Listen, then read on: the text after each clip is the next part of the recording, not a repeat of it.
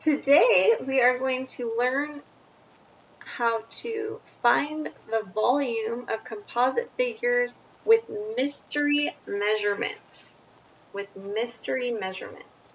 Let's look at our first example here. Find the volume of this composite figure.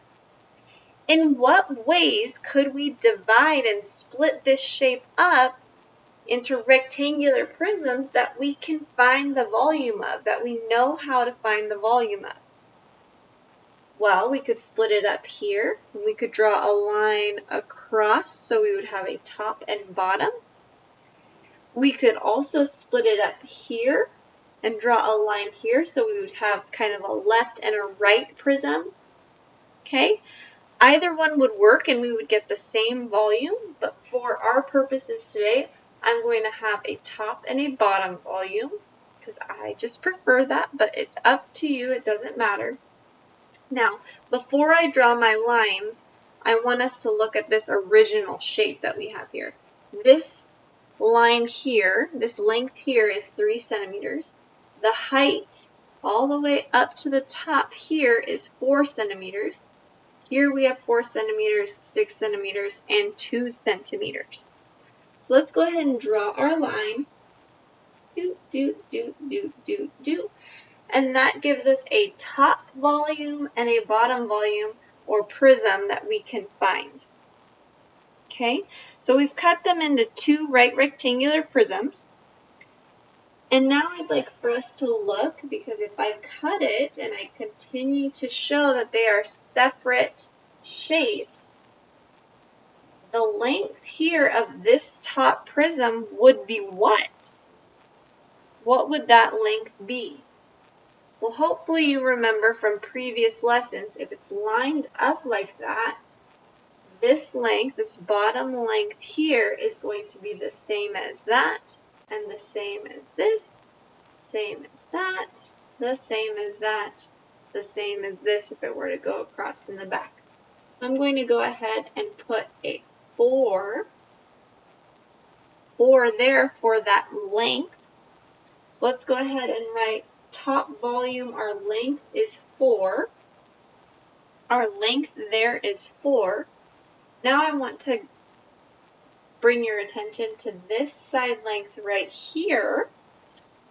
This side length right here. And what do you think that side length would be? This is where it gets a little bit tricky.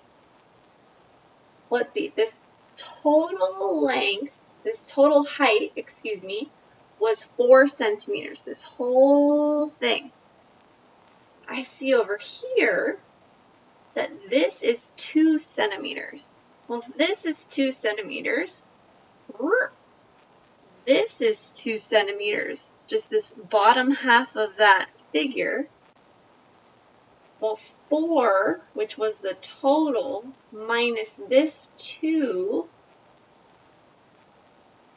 is going to make this height right here 2. Because 2 plus 2 gives me that total of 4. So my height is going to be 2. My width was 3. 4 times 3 gives me 12, and 12 times 2 gives me 24, and we're using centimeters cubed, so that's the top volume. Again, I'm using information that's maybe not labeled, but they did give it to me or give me a way to find it. Now let's go ahead and find the bottom volume. Should be pretty simple for us. I see a length of 6, I see a width of 4, and I see a height of 2.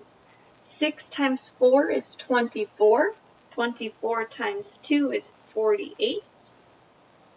And then I use these two separate volumes, combine them by adding to find the total volume of this composite figure. Find the total volume of this composite figure. 4 plus 8 is 12. 2 plus 4 is 6, plus 1 is 7. So we have 72 centimeters cubed for our total volume. 72 centimeters cubed.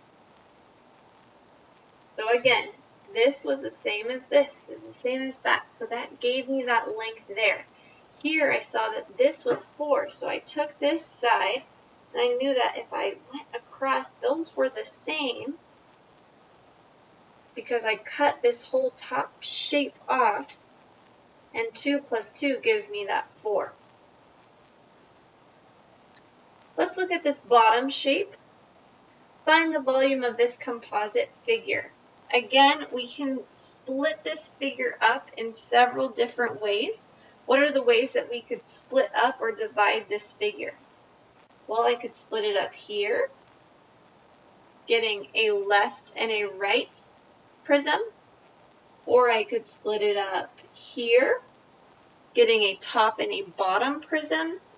Again, it's all what you prefer and what might be the easiest to you. I'm going to, for the sake of this problem, split it down like this, giving us a left prism and a right prism. A left prism and a right prism. So let's look at our left prism. Do we have all the information we need? I have a height, I have a length, because this 6 was for the total shape. So that 6 I can't use for this shape here. But I need to know the width going back. Is there any way that I can use the numbers given to me to find that width going backwards? Well, I see that this lines up with that one, which lines up here, which lines up here. So this length here is going to be the same because it all lines up. I don't see something where it looks like it's going to hang over or something like that. I see that here's my little shape that I'm drawing in case you're wondering. I don't know. Something where it shows that it's hanging over. Okay, I don't see anything like that. I see that it's lined up. So this is going to be 2 feet right here. So I'm going to use my left volume, and I'm going to have a length of 4, a width of 2, and a height of 8. 4 times 2 is 8, and 8 times 8 is 64. We're going to write feet cubed because that is the volume of that left prism. Let's go ahead and look at the right prism. I see I have a width, I see I have a height, but I do not have a length for the right side. This 6, again, remember, was that whole figure. That 6 can't be the length for that piece right there. So we need to figure that out based on what they gave us. They gave us enough information, we just need to piece it together. Well, I see that this lines up here. So this measurement here is 4. That's 4 feet. I see that this lines up. It's not hanging over anything. Lines up. If the total was 6 and this is 4, that must mean that this little piece here has to be 2, because 2 plus 4 gives me that 6. So I'm going to use my length of 2, my width of 2, and my height of 3 to find my volume. 2 times 2 is 4, 4 times 3 is 12, and that right volume is 12 feet cubed. Let's go ahead and find the total volume by adding the 2 volumes together, and 64 plus 12 gives me 4 plus 2 is 6, 6 plus 1 is 7, 76 feet cubed. That's our total volume there.